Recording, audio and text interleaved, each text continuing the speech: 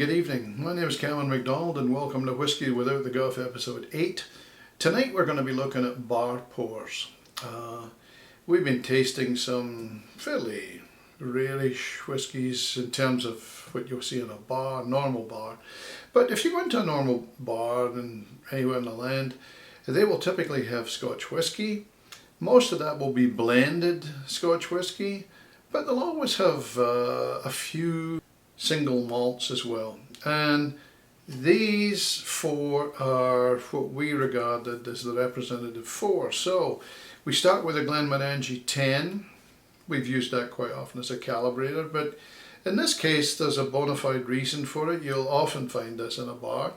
Then we've got Glenfiddich, 12-year-old.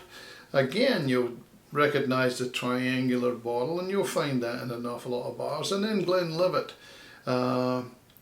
and sometimes Talisker. So this is a Talisker 10 here, and we thought we would taste these, and so that you have some input on if you go into an airport bar or something like that nature, and you're trying to find out what's the best dram for your money here. So that's what we've done.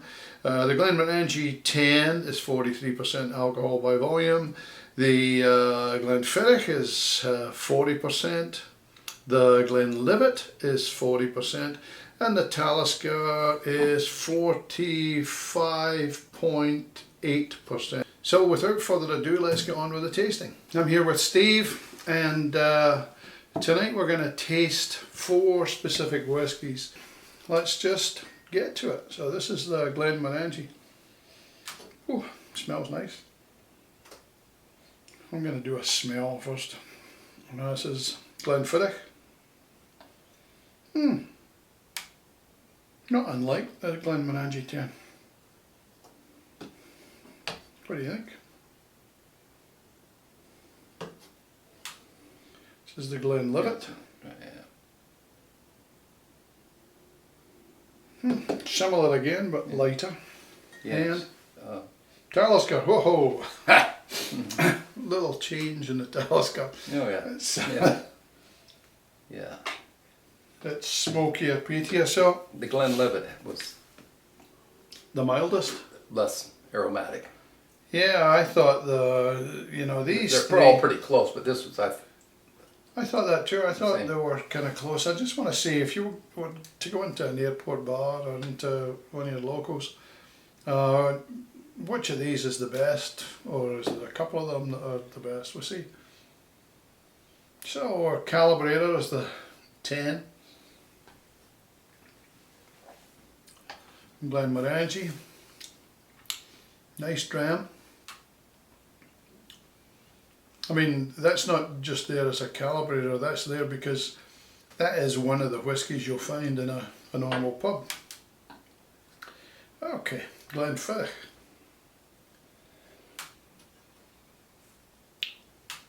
Different to Glenmorangie. Nice. I'm not actually sure which one I like the best there between the two of them. This appears to be a little sweeter, if that's possible. The Glenmorangie. Yeah. Try the Glenlivet. This is a sweeter smell. Nice. And a little more bite at the end.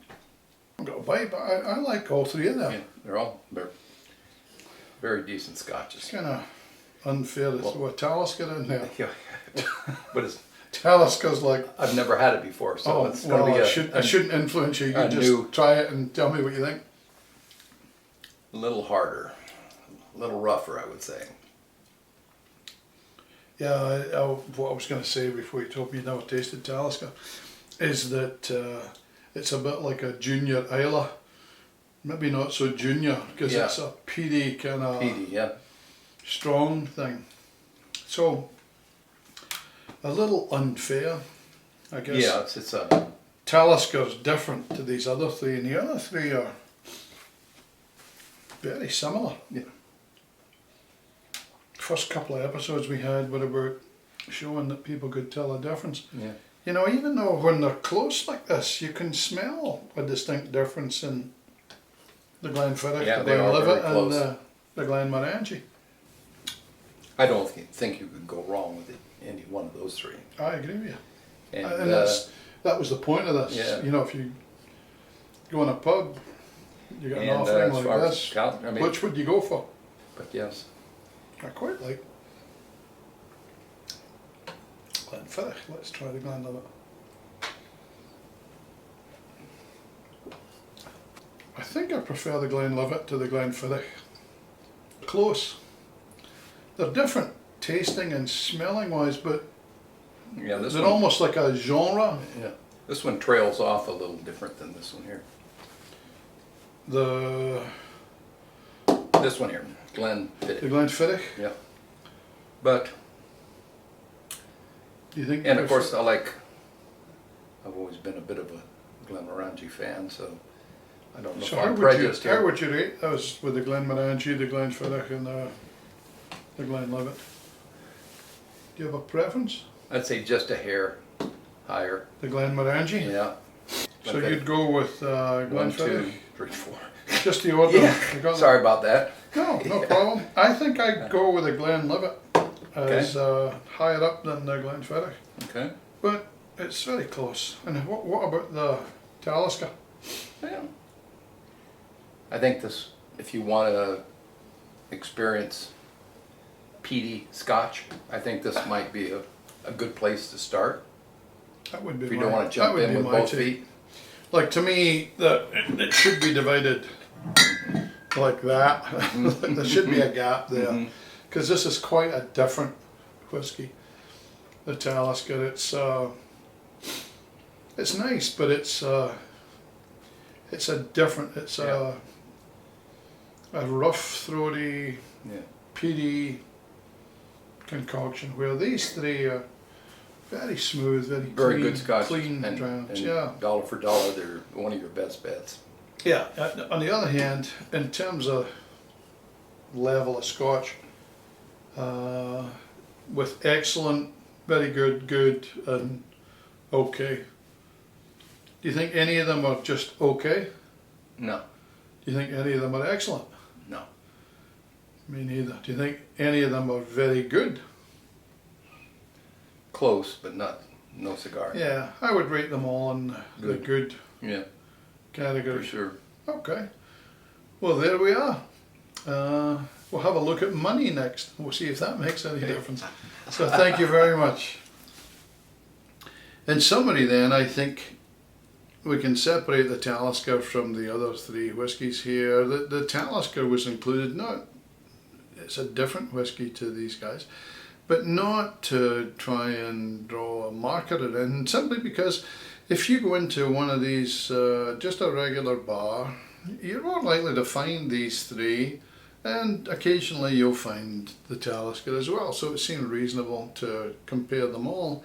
If we look now just at these three for the time being, from an alcohol point of view, this is 43%, the Glenmorangie, the Glenlivet and the Glenfiddich, in opposite ways, are 40%.